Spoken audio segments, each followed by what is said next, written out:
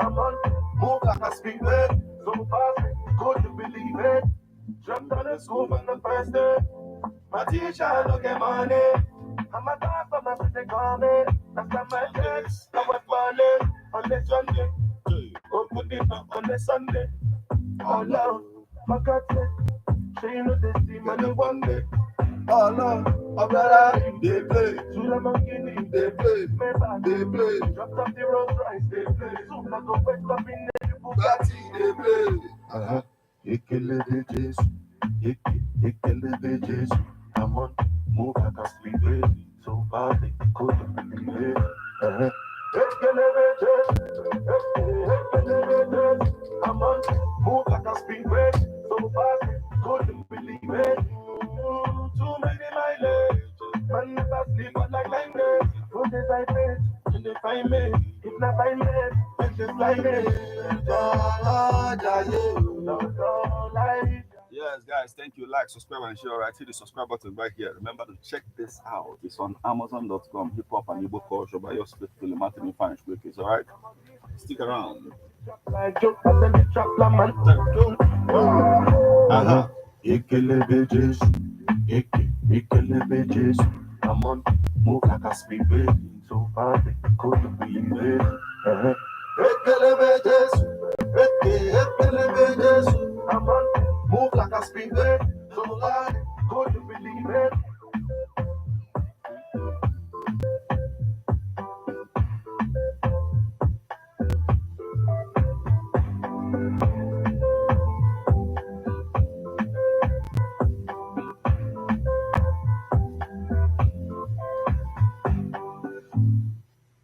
Ladies and gentlemen, tighten your seatbelt as we take you on this smooth ride.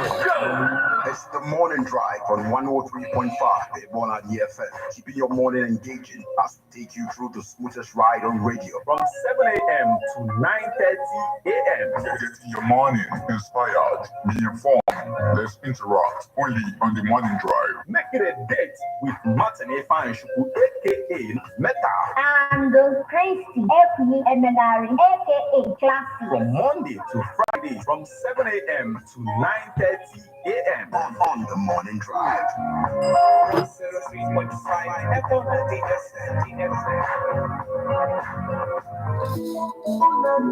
Yo, what? Let me tell the bomb. Yo, Tiger, let's get this. Let's get it.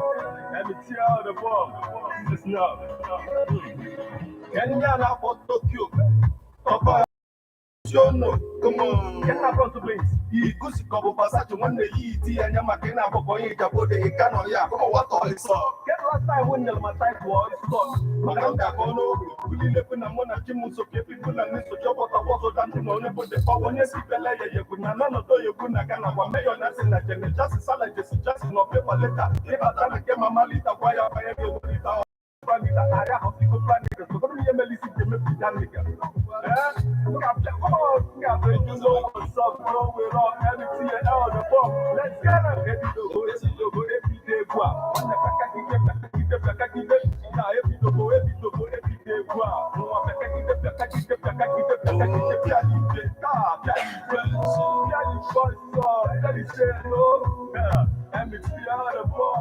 That's it. So you ain't chop for bees, then what are the time to cheese? Just your man must win. Also, you have the Champions League. You to win possibility is nothing. You know, when I work in the pussy week, any beats I get, I get mother beat. Double J best producer Southeast. I got your back, I got no bees. I love bubble bees, and Jackie delete. I pack a hair. Every dogo, every day, go. One the back, I keep them. Now every dogo, every day, go. I keep them.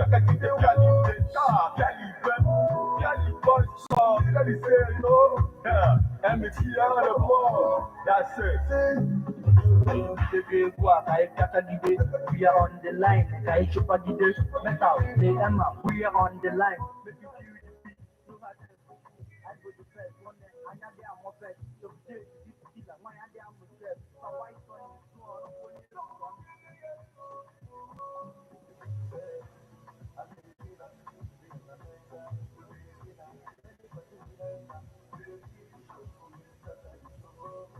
Yes, ebidogokwa egwu a n'ụtụtụ a kịta afọ ya tago ka anyị na-apịaligodo maka na Chineke Chukwu Okike Abịama himself made it possible for us to see this beautiful day, the 17th day of April 2024. So anyị na-egbuchagodo kịta afọ na-asị ya papa nnekwu ya chochoyi mpa ya tago ọbụla obele efe.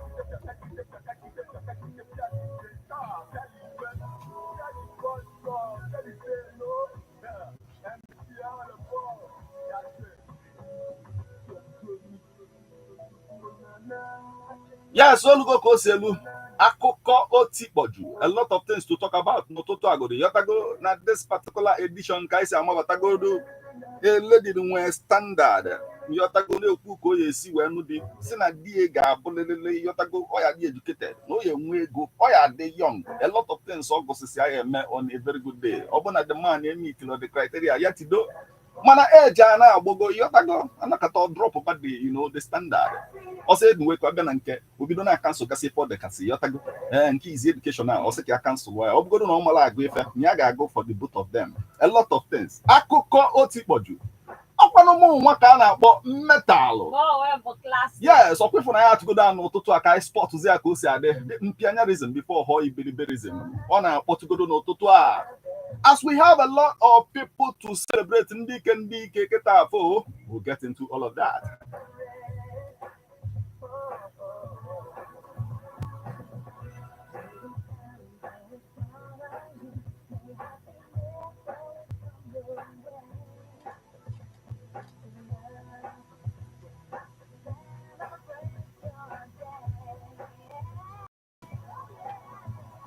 Yes, Asena Ketafo, the tension between Israel and Iran. This is so much. Now very soon now, not about World War III. That's why Iran, attack Israel. Man, Israel goes to quite on a very good day alongside the US, shut down everything and send it towards them. All the missiles are about to be an only for men. But that reminds of a soldier, you have to go during the World War II. Corner was off from the battlefield, or where the general of the other side, the opposing side, the general said, "Why are you running?" Otomo said, "Yes, I am running because I cannot fly. Because if I can fly, you will even see me, my brother." Akụkọ otikpoju.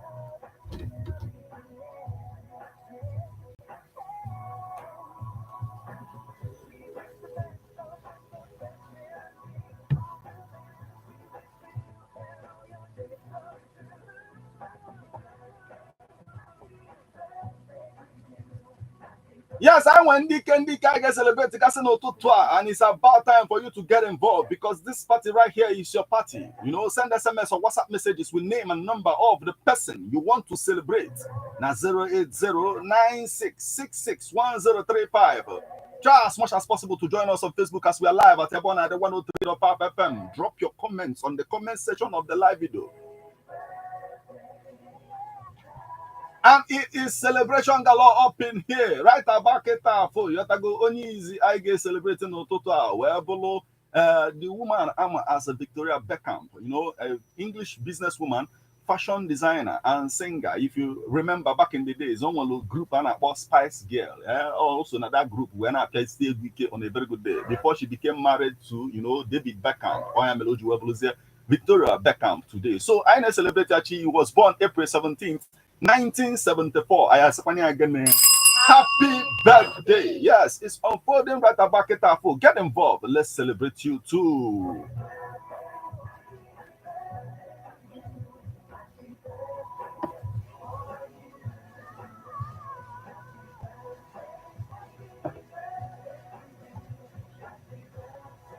Yes, the next person I get celebrated no total JP Morgan, American financier, banker, philanthropist, and act collector, born April 17th, 1837 in Hartford. It is a posthumous, but we have to celebrate him this morning. So I say again, happy birthday. Yes, on our own food. Get involved. Let's celebrate you. Go see now.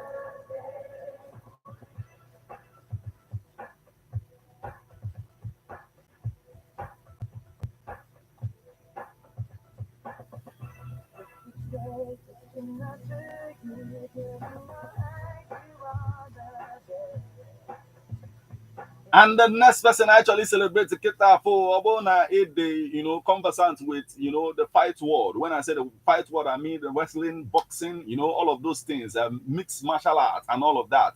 We are talking about Rowdy Piper, Canadian professional wrestler and actor, born April 17, 1954. So I need to celebrate Godia Kita for Happy birthday. Yes, it's unfolding. Let's celebrate you.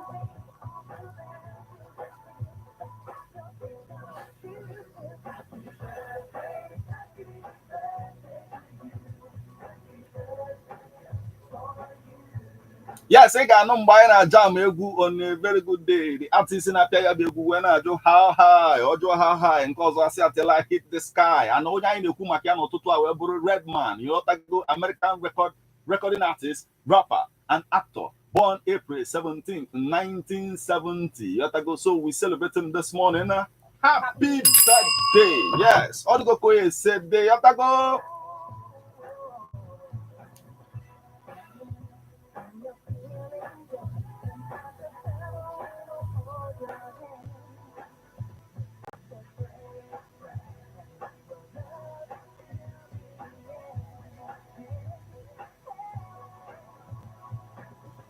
Now, today is also the birthday of Chandra Shekhar, Indian politician, born April 17th, 1927. And we need to celebrate him, Yotago, because somehow on our reminder of, higher, too fun. Our mom, they watched that movie back in the days, Yotago, higher, too fun. This morning, I need to celebrate to go there, Chandra Shekhar, because I don't know, happy birthday. Yes, all the go Kogi say the Yotago, on our mind, why Maka Destiny Badi? I don't know, and India can live with egwu plus film egwu ya igote film ndị India on a very good day malụ na igote ife na abụ igotere egwu igote film maka eme film nwa obele ajụọlụ gị egwu nwa obele yọta gị nwekwa aṅụrị ya na-emekwa film a na-ejekwa because all the Indian movie enwe n'ụwa bụ musicals ka ha bụ because they cannot how they help nwe also ya bụ one of the most serious movie fire agụlile egwu inspector ọ na-investigate a na-agbagharị ọmanta aka efe inspector ka ọ na-agba egwu isi nna nekwa inspector a lot of things to talk about and right about kịta afọ anyị ji nwaanyị na-abatagodo Naija wee na-akọwa that the activities of the Oza Room have shown that all men are not created equal. If you know, you know. If you don't know, I'm asking me in nature. Everyone go say the Ketafo, I have a Naija I celebrate and can celebrate right about the Ketafo.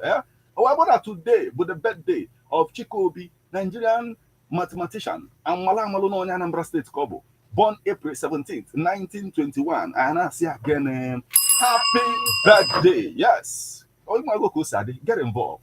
Let's celebrate you too.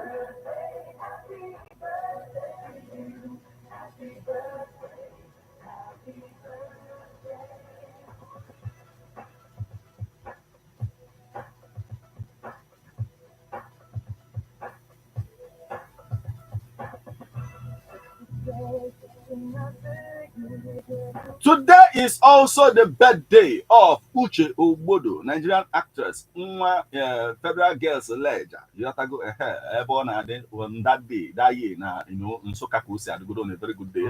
Even till now, Ledger is still there, but I'm saying, no Ledger on a very good day, Ledger. Born April 17th, 1986, and I see again a Ketafo. Happy birthday. Yes, get involved. You have to go. It is celebration galore up in here.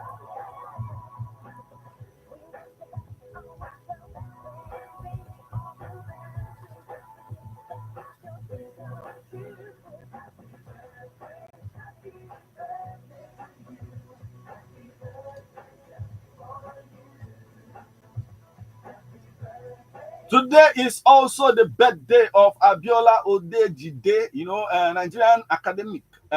She was born April 17th, 1946. And I say again, happy birthday. Yes, all the go back will say they right about now, and we will proceed in a jiffy.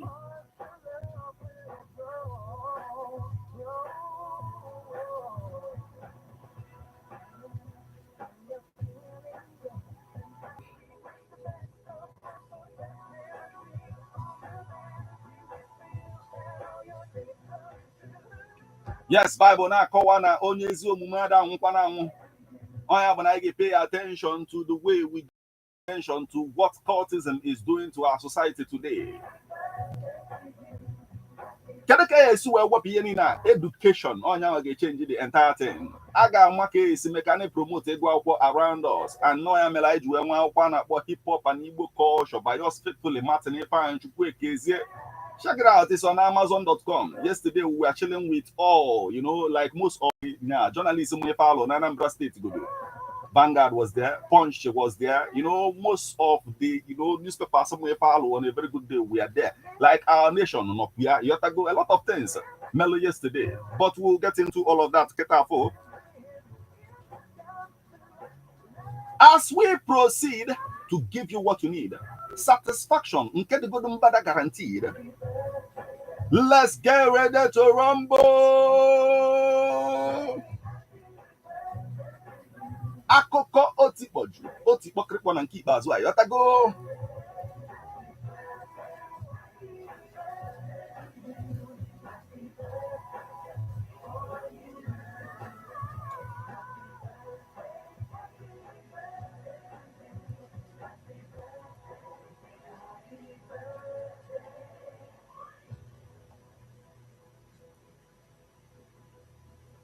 Enwere ihe mere Christ ji wee nye anyị the Beatitudes, you know, all of that. Ka uche anyị wee dị on a very good day. Ihe ekwu ka nkụ, blessed are the poor in spirit, for theirs is the kingdom of heaven. Blessed are those who mourn, for they will be comforted. Blessed are the meek, for they will inherit the earth. Blessed are those who hunger and thirst after righteousness, for they will be filled. Blessed are the merciful, for they that shall be shown mercy. Blessed are the merciful, for they shall be shown mercy. Blessed are the pure in heart, for they will see God.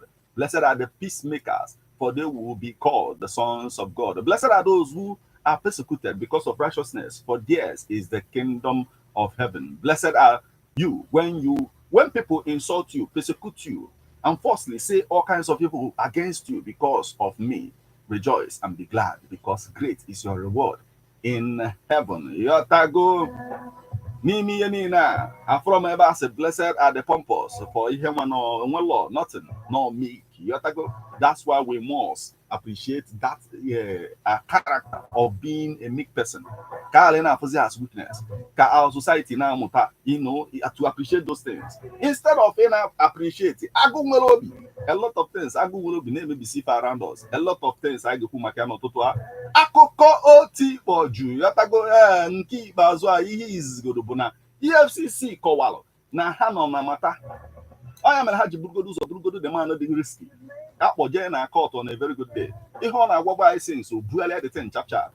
Only Kubuni wine, near Guerigunia Jibulo transgender, Yaji Mapanka one can a lot of things so.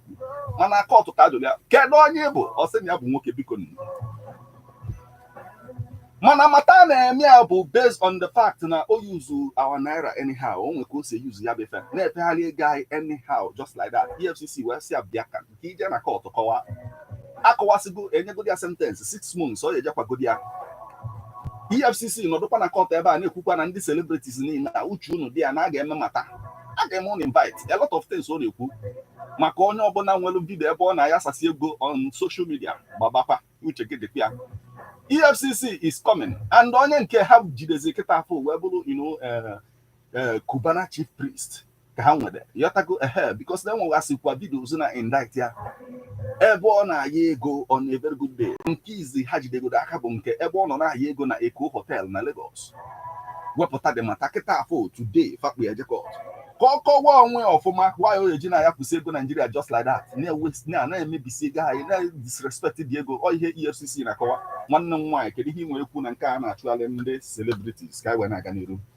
Well, like oge ha jiretalo Bobrisky who nke yawa buga ya court yenye ya 6 months term before that or just acceptable in Nigeria. So in this case now I would say Cubana chief priest ha bonye nke ha na kuna ka ha ga akpụpụkwa ya na court na o abuse the diary rotos when spread the ego ebe melo ife Gomera this year 2024 and Gomera Kegalaga. So how goes it? ihe eji wee na-asị na a ga-akpụpụ ya na a ga-ekpekwa na ekpe. So dịka isi wee fụ ya bụ ihe adịgo serious, they take go up the matter like because I had to go used to it and oge ebido na-ekwu ya that na ọ dị mkpa ka anyị na-respect our naira ka anyị ịbụrụ na ịgba enye ndị na-eme ife ego mana enwezi usoro ị ga-esi wee na-enye yes ka o wee dị mma.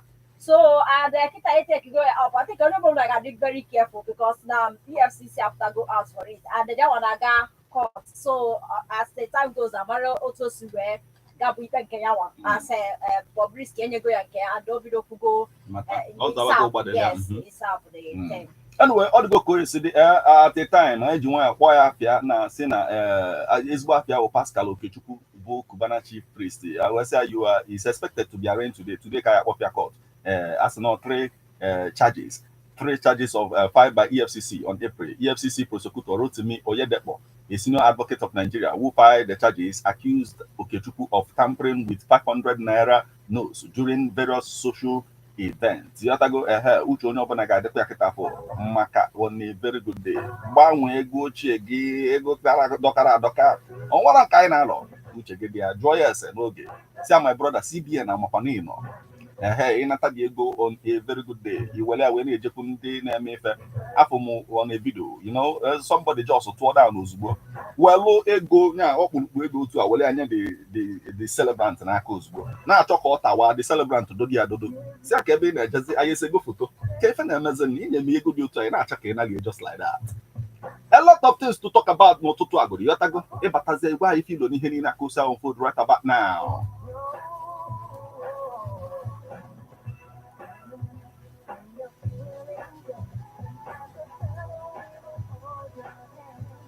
Yes, Imana Abia, you know, in the Church of God on a very good day, the pastor himself, then one of the microphone, ne preach, ne poku, ne a lot of things, name a deliverance.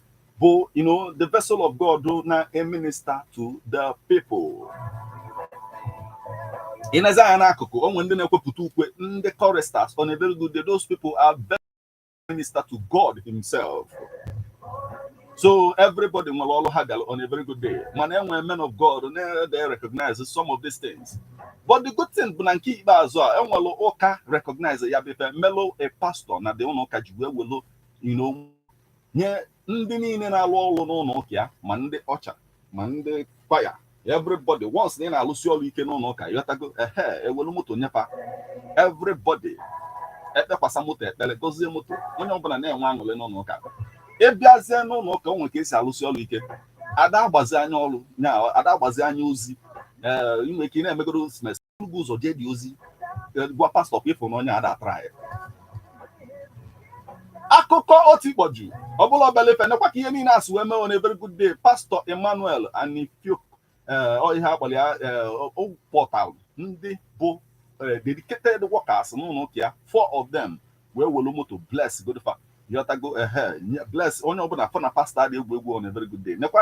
I say sometimes when you do for God what he can do for himself, what he can do for himself, he will do for you what you can do for yourself. But please, I like Kwame, there is nothing God cannot do for himself.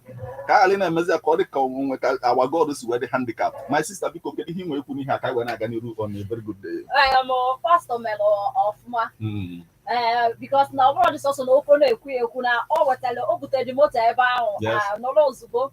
We hire on the church here, so look away only or hand no yabana opi the hammer also is when the gift to the church one hand a mayor of ma. Now okay kita ni and mother they say after bo nke ha so yabana mo we mana the church na ha na jello chineke in a church how without a brother or maka or we have what no we when I am a lot of the no so when I go on a yabo in your corner is a couple of snack and those gonna catch because now a way in a case of a wall all Hana Loria no cow. So and I can a pastor Iomebo is the weapon because I think I see where Palo and they go in a next one taking a ham, then on the back of the taking a hard day wall. So we have that one, it's a so Obelo of my also a good example for others. Aiding Milo is the way. Example on Wapagebo ndị ụlọ ụka niile nọ n'akụkụ ya nakwa na unu eluzukwa church workers unu ọya dị ya n'iche na-asị on a very good day eji nwayọ enwere ike church worker nke na-anọgo 16 years going to 20 bicycle enyebe ya o wee n'anya wee fụ ka ebuilu mmadụ 100 over there ịbịa ụka the next Sunday ị ga-anụ ka ọ na-ekwu from the other church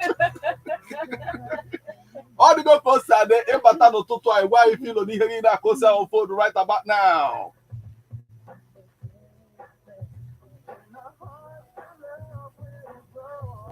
Yes, ị mana na-etu ndị mmadụ oke ọgọ ma ha bataghị ya fada aghọta ife mere ndị etupa dat oke ọgọ maka na anyị nwa nwee ka isi agọ nke anyị na-agọ legit on a very good day na enwere nwoke na-etu mmadụ oke ọgọ onye abịa gọbakwa on a very good day ka onye a na-agọzi oji nwaanyị na-akapị ego yọtago na-anapụta ya ife ka ọ bụ onye yahoo na-anapụta ya on a very good day otupu oke ọgọ the man ebutekwa moto ọ nalịa moto ya ihe ọ nalịa ka nkụ on a very good day mana nke ikpeazụ a o wute the man wee suo oke ọgọ to court si abịa kọwa ka isi nakọlọ m ife niile a moto ịnọ na wow.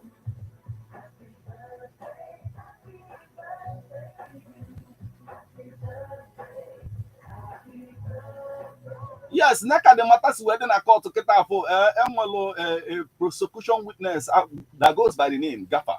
Yesterday, our Lagos Special Offences Court, Ikeja, how a 72-year-old estate agent, Mutara Adebayo, na Aja, defraud Nyama of 3 cars and you on millions of naira. Can you took your Okogo? They expect to on a more.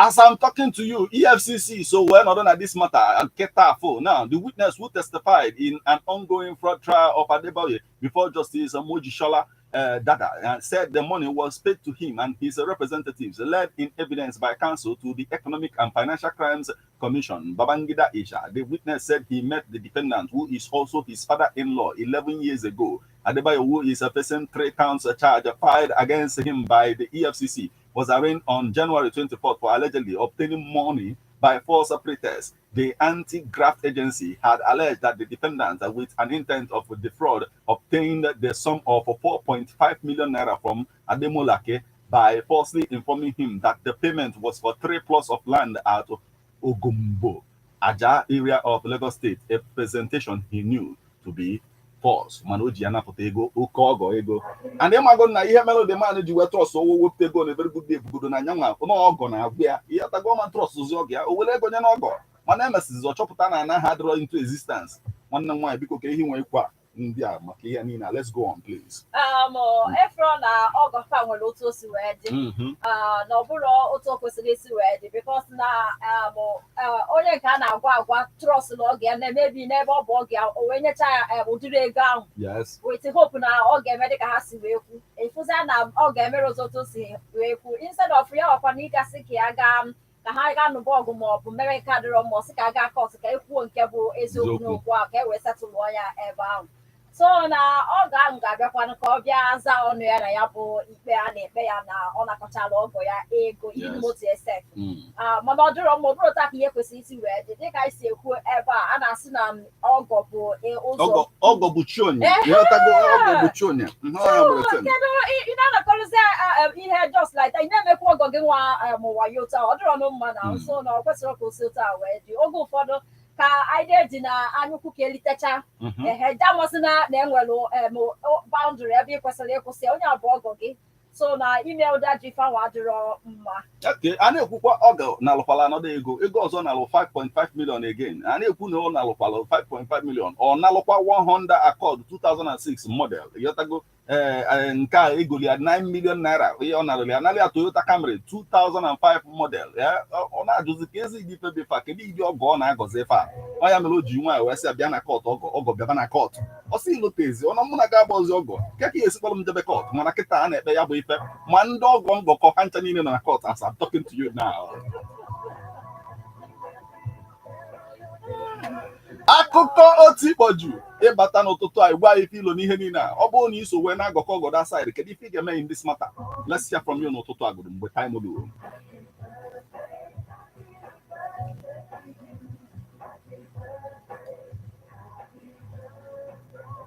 akụkọ ọzọ anyị ji mabata n'ụtụtụ a bụ na enwe repentant Boko Haram nwaanyị ọfọdụ amata ọ sị na ya repenti mana ihe na-ewu ewu bụ na after repentance na enwe ezi nwoke chọrọ approach ya for marriage ka ife befe mmadụ achọka nna anagwa ha chọkọ ọ nachi ya zụta ife ọ na-emebu before.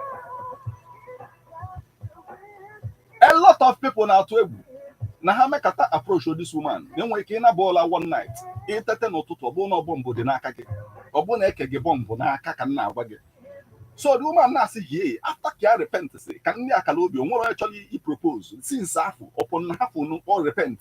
Now the akọwa na some more Boko Haram insurgents who surrender their arms and ammunition to the government and renounce the acts of terrorism and banditry continue to be reintegrated into the life of normalcy.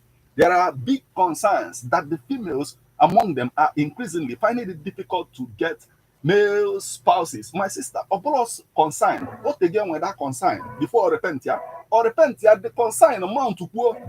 A lot of men now also for their lives. My very good day. My sister, can you see advice? Okay, but still, one repent from Boko Haram. On my case, no possibility. Na modern way keep propose. Well, I can allow Tineke and see now. No, decided to repent here. So Tineke, all taking a mifin, and so I have only Metolia Aka or where Tealia, where Signia, Inca, on a menadroma, where by Yazen and Kenne, God, and make it Mana here on the few like it okay, never before there may be the Hana to be a old job. When I get to go to repent and I was a free from Ebayas Abakita. My dear didn't have that Dickies work or what okay not to them, but Hana say it is short now. I will repent or Okunia repenting. Maybe now Okunia no Spanam Obia, where put that. So I didn't have no gain to her time. Okay. Hey, I have for really now all repenting go. Yeah, it's gonna because over here changes off from also the body say meso ya we see maybe na ga na chiazo ebe o si we na abia with time ha ga anabata ya bụ ha ga agote na eziokwu really na o chegharị and ha anabatakwa na ya ofukwana ya bụ otu ha si meso ya ofu the changes on na expect because na ihe dị na ya bụ na eziokwu bụ na anyị na-afụtawa nke ndị mmadụ mere dị njọ nwere onye mee ihe asị he nke o mere dị njọ mana anyị kwesịrị ịma na oge ụfọdụ ndị mmadụ na-eme mistake mana ha mee mistake si na ha mee mistake change ye a ga-enyekwa ha second chance na ha nwee ike wee mee nke dị mma. Anyway, ihe na-emekịta bụ na ha nọ na-ekpesalụ tago a particular chief ihe niile a na-eme na Meduguri as I'm talking to you. So one of the chief a na-ekpesalụ the thing wee na-akọwalụ ndị nta akụkọ that na enwego a lot of ladies bịa na na complain about this thing ya wee kpọọ ụmụ nwoke nọ na the town wee na-agwafa kedu ife unu na-eme what is the problem onye egwu ka unu na-atụ ụmụ nwaanyị a na this one ụmụ nwoke kwetara yes eziokwu ọ gaghị egwu ka anyị na-atụfa. Now one of them bụ ụmụ nwoke a kwupụtara okwu wee sị ka akọwa ife ya mean na egwu ka ha na-atụ ọ sị our fear is that if these women or girls do not get the men to marry they will be tempted to renegade on their repentance and vows from terror activities and return to the bush. Mana ka ose kedu ka ha ga-esi wee mee ife dị n'ịnụ ba ya bụ nwaanyị very good na ha ghọtara ife fa ga-eme na this matter. But biko ịbata n'ụtụtụ a enye na advice kedu ife ị ga-agwa ụmụ nwoke isi otu a ihe ha ga-eme that place na Meduguri in order to reintegrate these women back into the society. A na-akọwa the chief si na onwe ndị nke ka nọ n'ọfịa na ọ bụrụ na fafụ na ndị nke a nugodi na fa ga-abata repent kwuo otu so biko ka ama ka ya esi sọ ife a n'ụtụtụ anyị batazi etile anyị ọnụ n'okwu ka o si adị kịta afọ akụkọ otikpọju.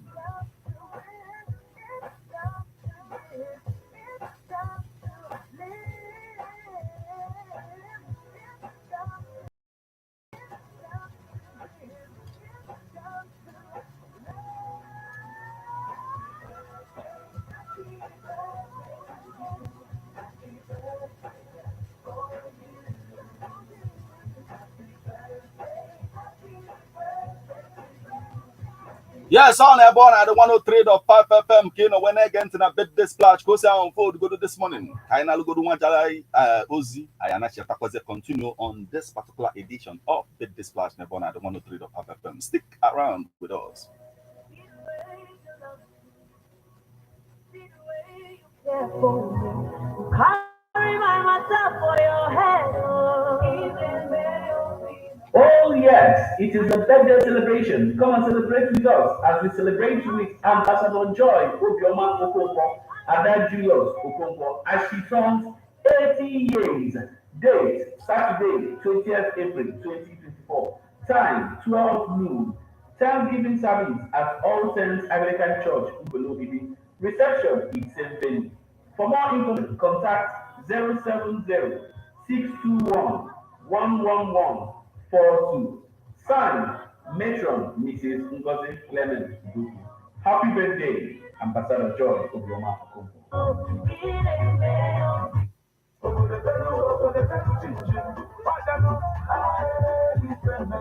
Ebona, the 103.5 FM Ogidi, in conjunction with Baboa Production, presents the launching of the book Hip Hop and Igbo Culture, authored by Martin Ifanichuku Ekezie Ezanumba the First, Metal of Ebona, the 103.5 FM. It is hip hop book launch and music concerts featuring Metal, Leo Emma, Daddy Son, Sir White, ahead tray of Dream FM 92.5 Enugu. Sky C, Udo Udo, King Kelp C, One Kid, Noble Prince, Bob Zero, MC of the Day, Daddy C, Onye Zene P, na Choice FM, Newi, DJs, DJ Easy of Ebona, the 103.5 FM, and DJ Way of Choice, 97.1, Newi. It is happening on the 21st April 2024 at Leofield Residency Hotel, Okidi. Special guest of for inquiries on sponsorship placement, call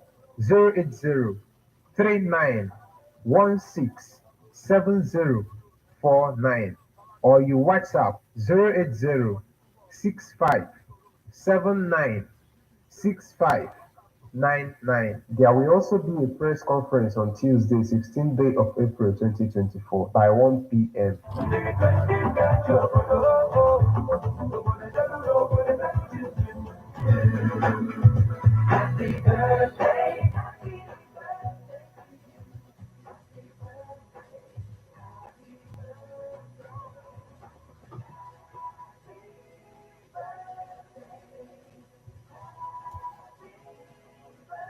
And we are back. Nebona the 103.5 FM. This splash unfolding right before you before. I know we get elephantasis of the pocket. Elephantasis of the count. You know, the account that will be your portion. Now bagam will be your batana account to get this morning. Omambo obelefe. Yeah, ogi juju balabala. Ikwete also to aggregate this morning. Akụkọ otikpoju anyị ka nọkwa n'akụkọ na spọt dị mpianyarizm yọtago ka o si adị n'ụtụtụ a nkịta afọ enwe onye na-ekwu that all Nigerians na ndị mmadụ yọtago dị hypocritical na since ejidelo Bobrisky na a lot of people na-akwụgharịbụ na-akụ Bobrisky tipụrụ ọsọ on a very good day na onwezi onye na-abịa nso asị ihe okwu ọsị prison is not where someone should stay for even a day. I don't know why and are hypocritical. So we call Bobrisky for parties to promote movies, songs, grace our events, and even boost our business with his platform because of the lifestyle he has chosen and all, which we didn't see as a problem or big deal. Now, for whatsoever reasons, he's been arrested and jailed. Yet all we pretend, all pretend as if he has never been a part of their lives. No, yeah, na ndị mmadụ dị hypocritical but portable nọkwa somewhere ị na-asụkpọchasị na ọ dịkwa in support na ndị EFCC jide Bobrisky because na ya na-apeli ya nke ikpeazụ before Bobrisky nwebe matia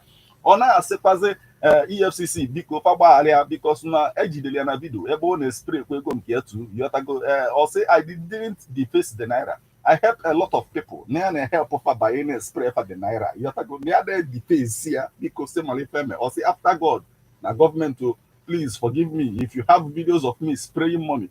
No more spraying of money. One and why. The reason we put still. Well, in case of when you could get Bobrisky,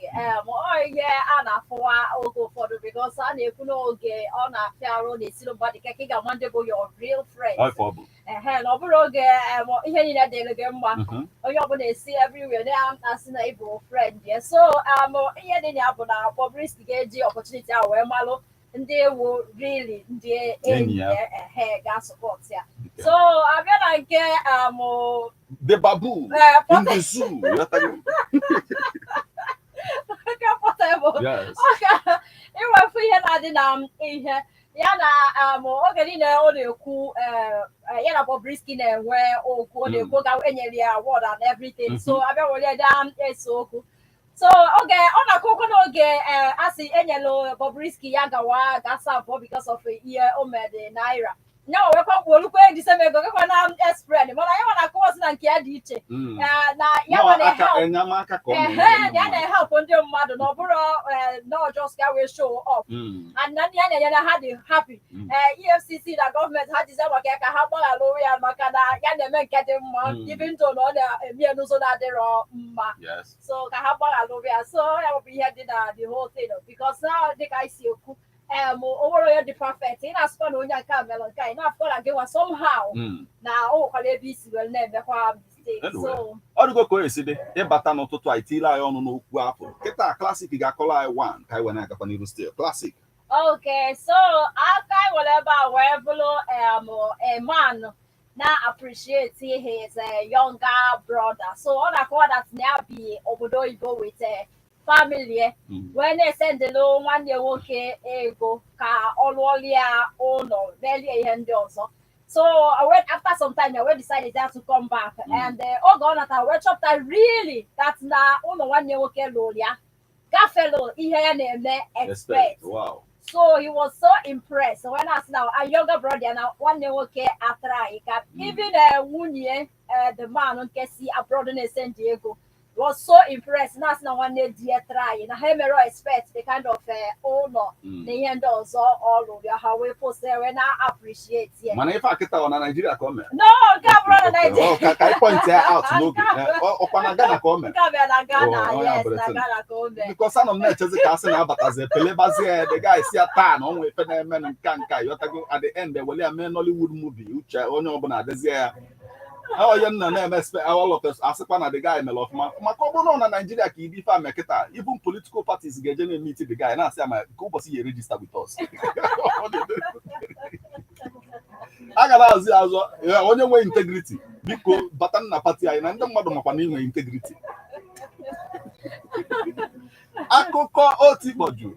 Yeah, so look on Bojabo, Ibata, it was a feel me, Hemina, Keta, Fukosa, unfold right about now with a message in Naka, the youngest Frayo, or we'll say, good morning and happy Wednesday to you, Honorable Sam Metal and Lady Classic of all people. It's me, the youngest Frayo from Unkole's Nak, and I'm celebrating. And I'm wishing all the celebrants of today happiest birthday, most especially my boss, Mr. Chukwe Buka Ibekwe, aka Stone from Oga, a happiest birthday, long life and prosperity. And everything good in this life is what I'm wishing him.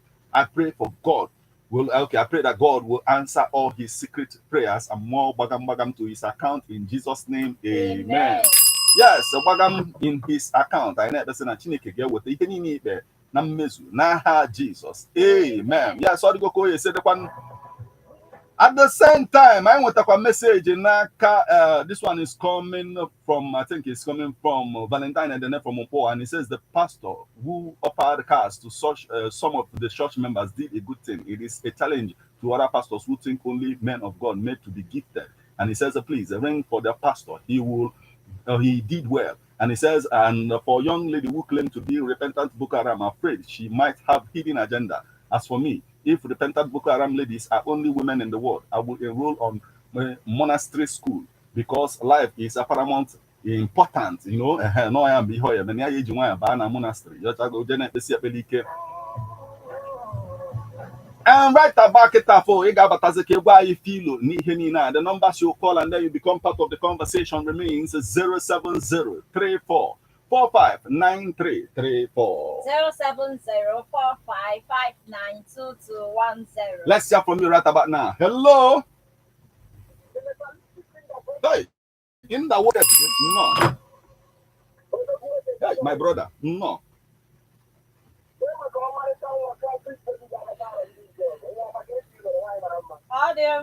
Good morning, sir.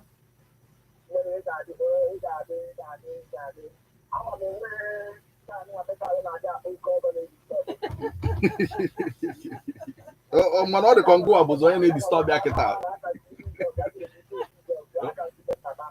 So what? My brother, till I don't know who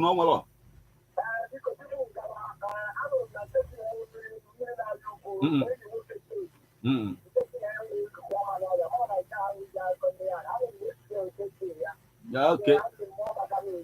Amen. Amen.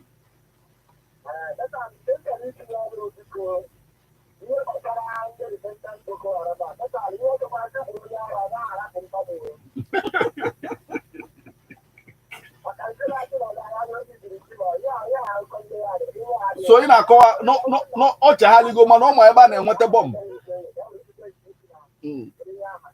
Okay.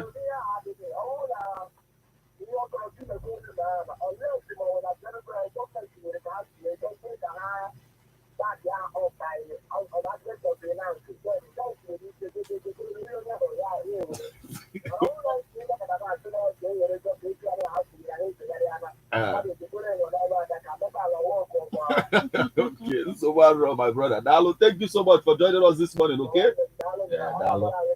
Yeah, amen. Dalo, yes, let's hear from you right about now. Hello. Hey, negotiate my brother. No, Okogo, no. You can't give me an auto. No, my brother. Gabaniru, oh, till I don't know who I'm going to be. Oh. Good morning, sir. Oh,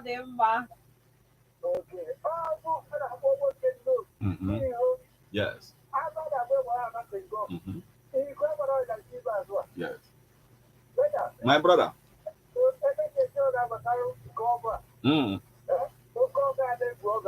Yes.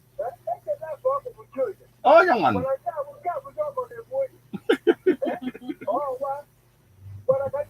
Okay. Oh, Ogia na agwani anụnụ and ọ na-eme oge agwakwa ya ọ nakwa madam aka mụ ya dan n'ụlọ okurukwa dam maka madam ekwugo nke ọbụla ọ melụ yọtago madam na-ada adị happy ma ọ mee nke ọbụla so ọ batazie n'ụlọ ọka mụ dam maka na madam ga-esetụlụ ya at the end of the day.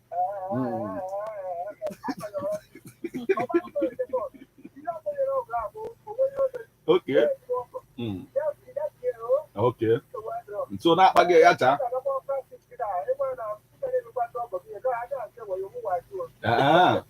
Ngwa lotekwa na Jomoko na anụ ife ị na-ekwu mana nsogbu arọ. Daalụ, thank you so much for joining us this morning.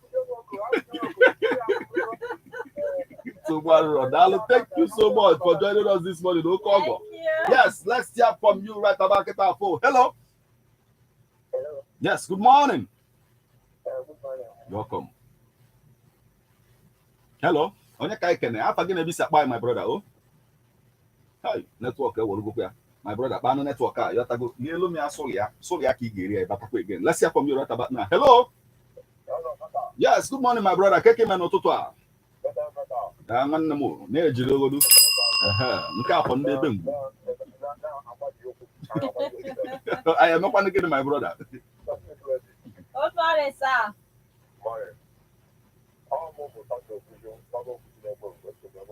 No, Gabaniru o.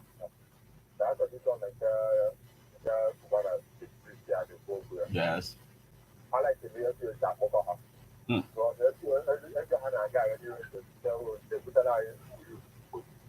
Okay.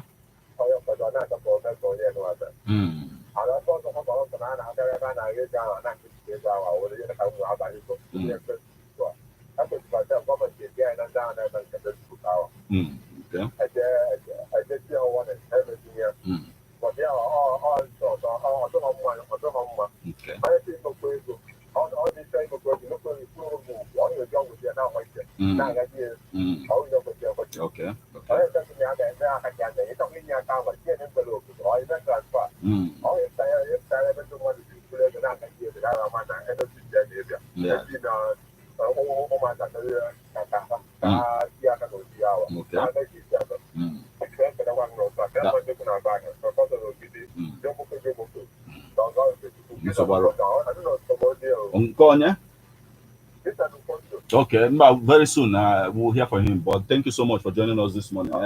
Hello, my brother. Let's hear from you right back at Hello, good morning. Hi, good morning. My brother. No.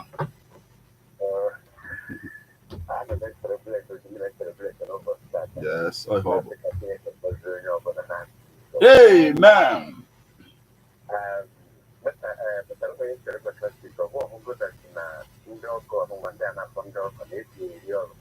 Oh, about Bajiliza. Open our Bajiliza. They will maybe far.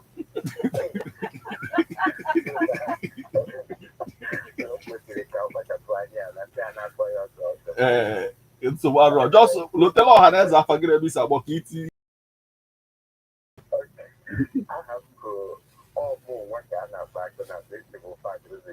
No, sir. Kabani, sir. Yeah. Yes. It's your consent delegate Numbia. It's Numbia.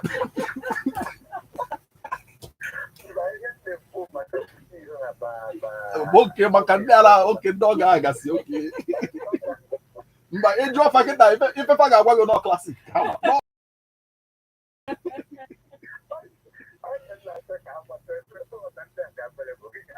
Oh, yeah, I'm rated. Oh, yeah, I'm rated.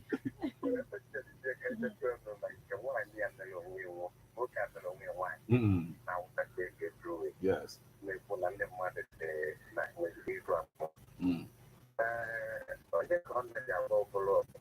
Okay.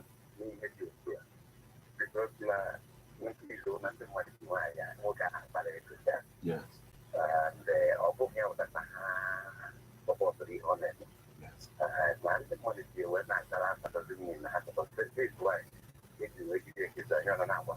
Oh, yeah.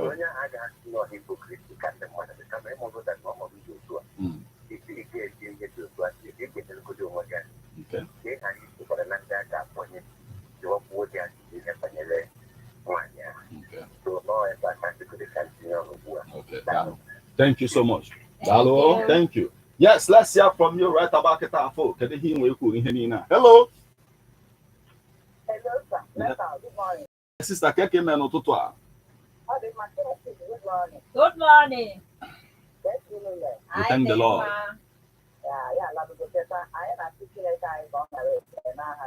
Amen.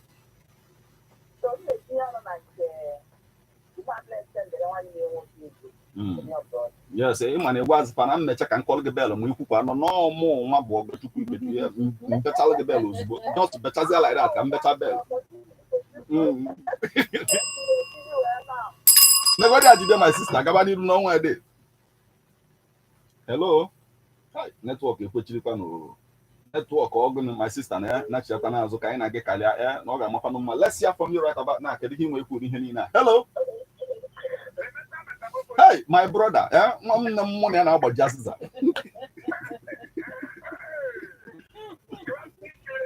Good morning, sir. Adema. Amen.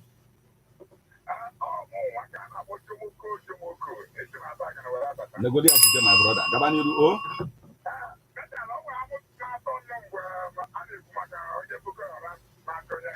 Yeah, repentant Boko Haram.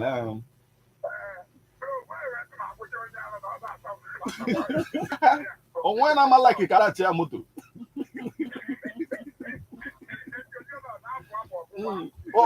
Awful past young coach here. When I say my friend, what is happening? Obido buy in the banana cast. I cast you in Jesus' name. Leave me. Oh, yeah.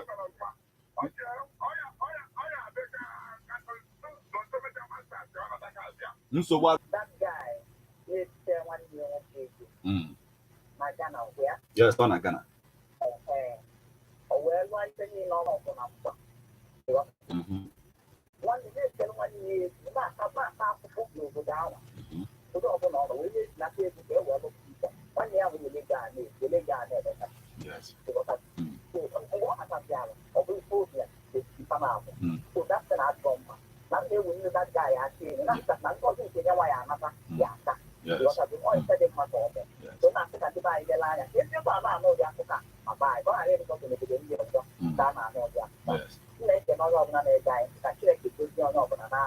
Amen. That's my sister. Dalo, thank you so much for Thank joining you. us this morning. Let's hear from you. Hello. Hey, welcome, my brother. Welcome back, sir. But no radio, Gabazaniru.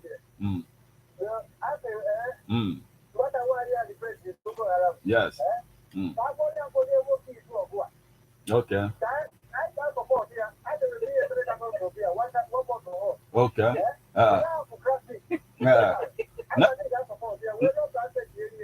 If I get member, I send the go to get the number. Can get the woman Kalia. Ngeni ya Kalesia, ewe malosia na oge fit kwa nwoke izu ogu. Oh ya Britain. Okay, kwata ze na hala anya ajalo. Okay, ngwalo ya mezaka I modify medicine. So Dalo. Well, thank you so much for joining us this morning. Let's hear from you. Hello. Yes, good morning. Hi, Negodi Ajide. No. Welcome. Good morning. No. Gabani Rusa, oh?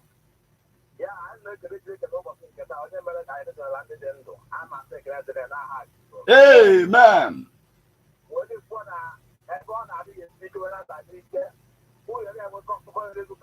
Yes. Amen.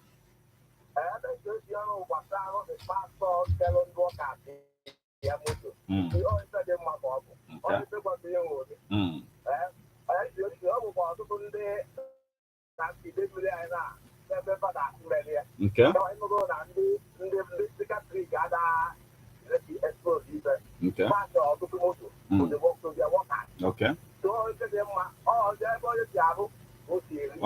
Oh, workshop.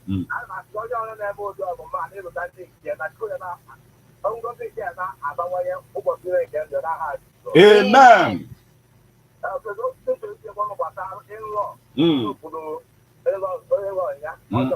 Okay.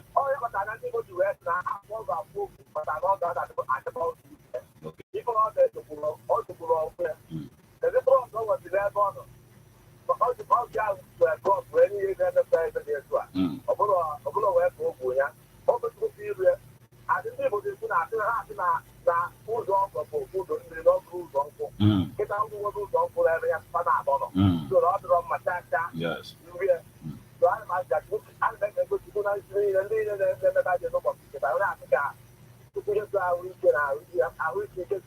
Yes. Amen. Dalo, thank you so much. Dalo, oh, thank you so much for joining us this morning. Let's hear from you right about Ketafo. Hello. Hey, welcome back, my brother. No. No.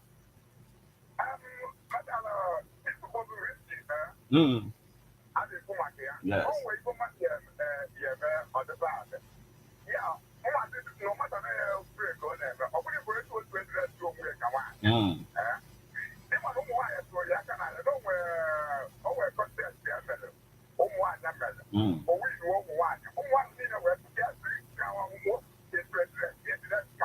Yes. Now, wow.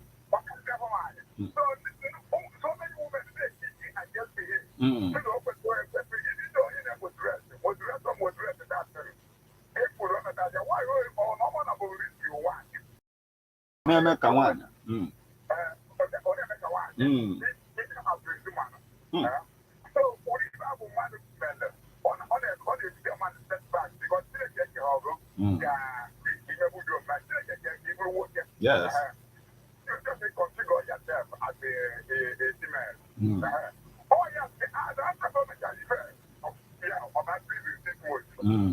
Oh yeah, young for when EFCC decide I say Okamma keji donya aketa no we ke general of Miss Nigeria echene egbulegbu you have to go Miss Nigeria contest ya wale anye Bobrisky. I think no ye melefeni na at the end of the day.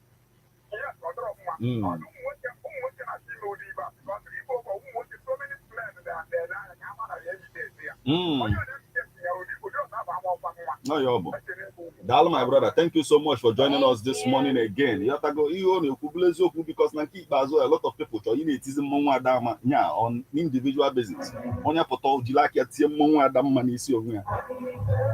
all the course we will hear from you right about now. The numbers you will call and then you become part of the conversation remains 07034559334. 07045592210. Let's hear from you right about now.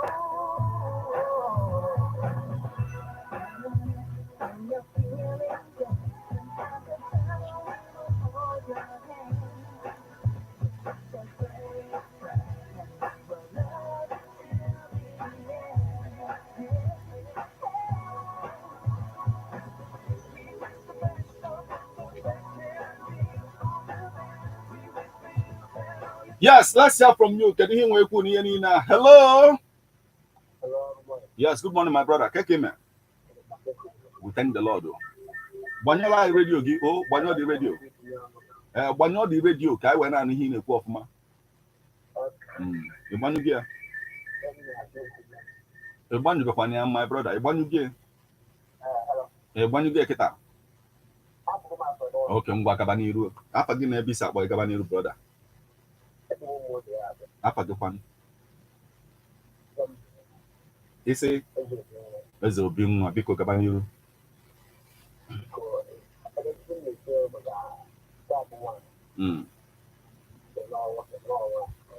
Nwoke ka ọ bụ ma na-eme ka nwaanyị. Nwoke ka ọ bụ.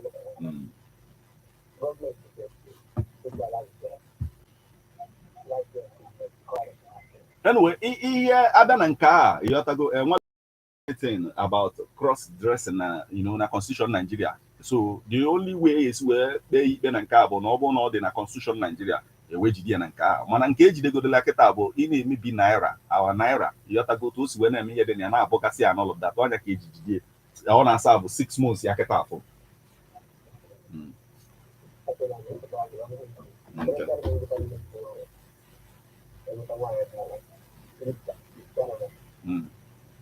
Okay. Vandalo, my brother. Thank you. Yes. Yes. Vandalo. Nekwa jido maka ni nwetala ita dalo. Thank you.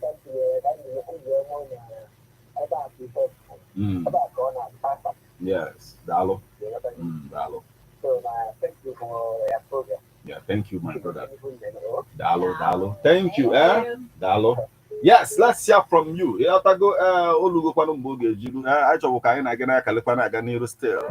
But we've gotten to the spot where we begin to call it a day on this particular edition of Bet This Splash Nebon at the 103.5 FM. Anyone call this the weekdays in the morning.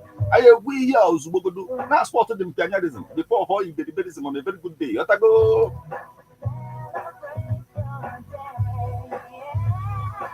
Yes, right about it is cruising down the street in masses full. Up no more metal. Yes.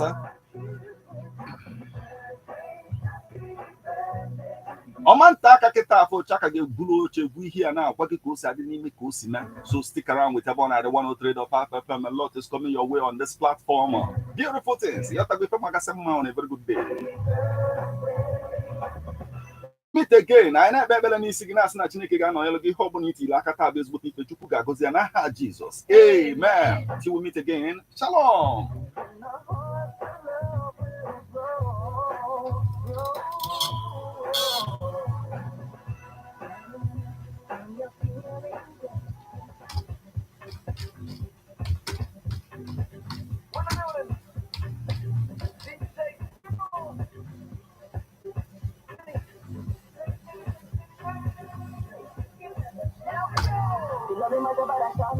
Okay, guys, thank you. Like, subscribe, and share. Right, hit the subscribe button right here. Check this book also by your spoke Martin. You find showcase. All right, we rock.